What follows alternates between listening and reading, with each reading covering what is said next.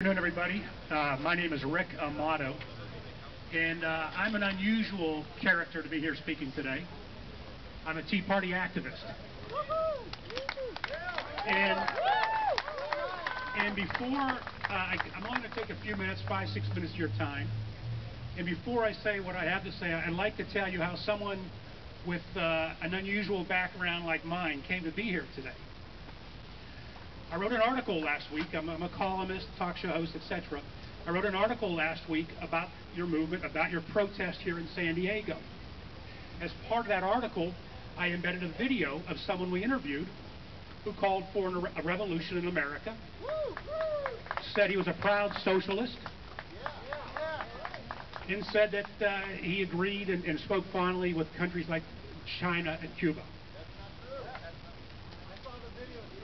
Okay, so we posted that article, that video, and then I began to get email from many of you who said, Rick, this is not fair, it's not true. This individual represents the fringe, extreme element of who we are. The people who emailed me said, we're not socialists, just the fringe, extreme element. And we invite you, Rick, to come see for yourself. We invite you to speak for us, but we asked you to come not in confrontation. So that's how I'm here today.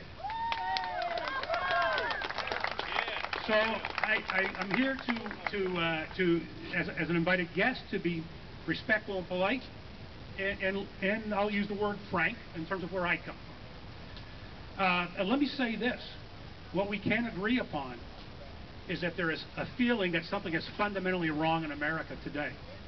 That's right. There's something broken in America today. The system is broken.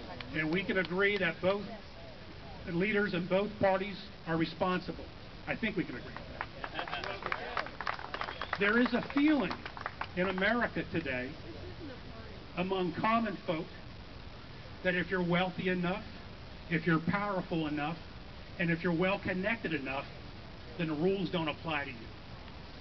There's a feeling that if you have enough money, enough power, and enough connections, then the government will bail you out. But I think where we differ is this. I'm not pointing the finger at capitalism. Neither are we. I'm pointing the finger at crony capitalism.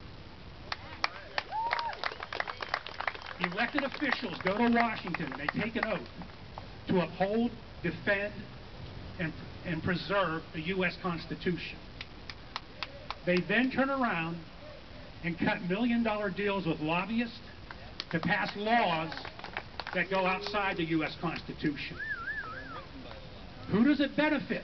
It benefits those elected officials who we put in power, and of course, the lobbyists and the corporations.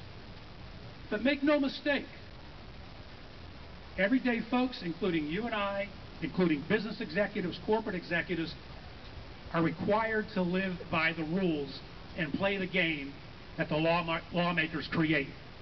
This is why I point the finger at lawmakers. Now, I was told that this is not a socialist. I'm just curious, by a show of applause, I want to take a little poll here. How many of you here, and applause if this applies to you, how many of you here feel that you are a socialist or are sympathetic towards socialism by applause? Okay. How many here feel that you are not a socialist and are not sympathetic with socialist views?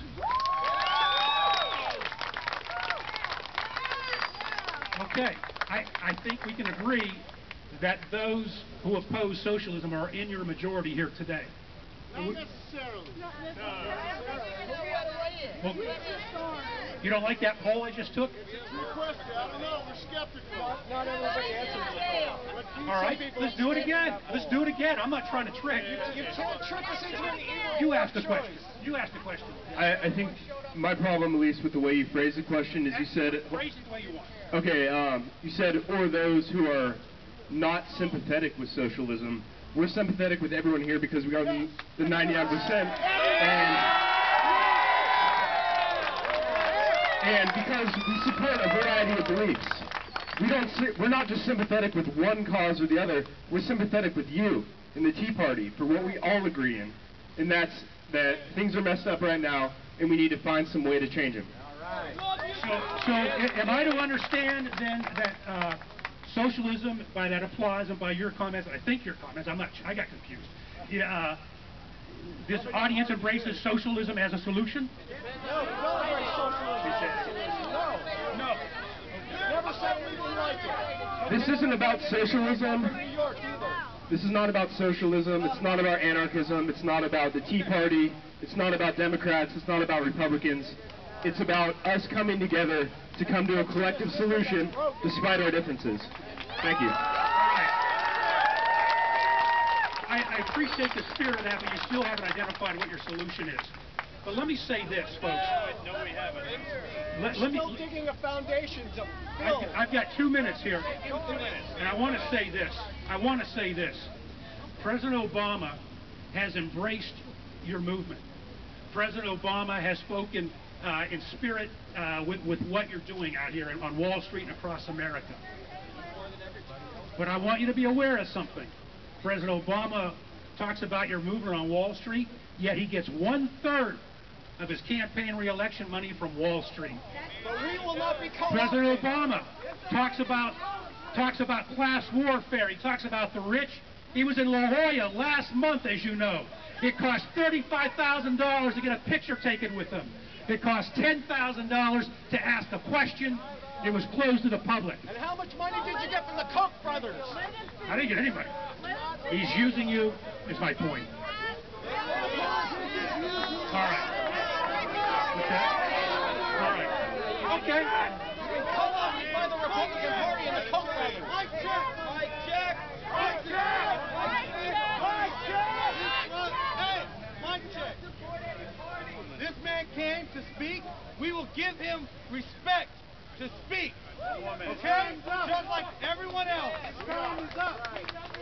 Thank you. The only message I had is I feel that you're being used by the president, and he's not listening to you for the reasons I gave. If you want his attention, use your passion, use your conviction, use your energy. You want his attention, use your passion, start a movement right here, to get a third-party challenge against Obama, and you'll get his attention. Thank you. Thank you. Just a real quick word. The framers of the Constitution